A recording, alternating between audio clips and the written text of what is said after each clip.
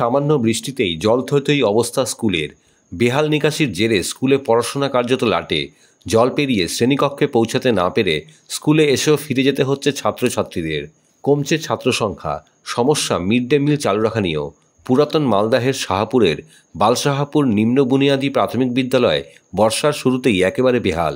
বর্তমানে স্কুলে পড়ুয়ার সংখ্যা 216 জন, শিক্ষক শিক্ষিকার সংখ্যা 8।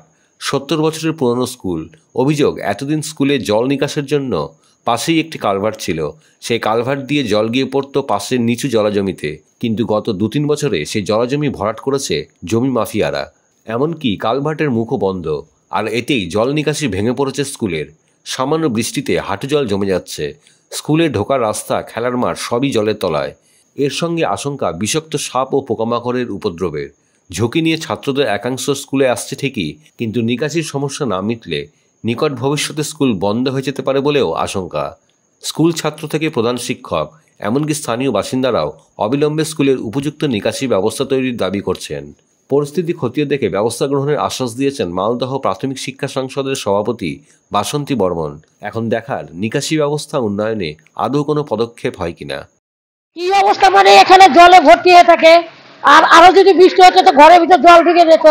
আমাদের খুব অসুবিধা হচ্ছে, ট্যাঙ্কির জল থেকে এত উঠতেছে বৃষ্টি হলে পরে।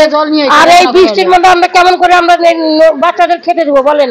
আমরা তো পিছলে পড়ে গেলে তাহলে আমাদের কোমর মাঝে ভেঙে যাবে। এত অসুবিধা রান্না করা যায়? জল পেরিয়ে যেতে হচ্ছে। হ্যাঁ, জল পরা যেতে হচ্ছে, জল পরা জল আনতে হচ্ছে, খাদ্য দিতে হচ্ছে। নোংরা জল, একদম নোংরা জল। আর এই জল পড়ালে তো আমাদের শুধু ঘা হয়ে যাবে।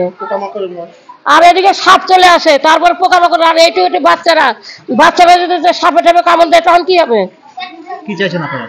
আমরা চাচ্ছি যে এখানে উঁচা করে দিই, হয়তো সিমেন্ট বালু দিয়ে উঁচা করুক, নাহলে মাটি ভালো প্লেন করে দিই, নাহলে আমাদের খুব অসুবিধা হচ্ছে।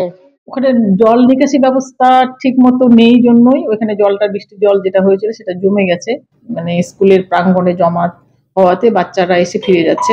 আর ওইখানে আমি দেখি, খোঁজ নিয়েছি, এসআই আমাকে রিপোর্ট করেছেন, আমি যাব এবং ওখানকার যেহেতু ওটা পঞ্চায়েত এলাকা, আমি পঞ্চায়েতের সঙ্গে, স্থানীয় পঞ্চায়েতের সঙ্গে কথা বলবো যে জলটা যাতে তাড়াতাড়ি নেমে যায় তার ব্যবস্থা যেন করা। কালভার্ট ছিল, হ্যাঁ, কালভার্টের ওটা কেন ওটা মানে বন্ধ হলো, কি কারণে বন্ধ হলো, ওটা যেন উনি ব্যবস্থা করে দেন। ওখানে লোকাল অথরিটি উনি তো।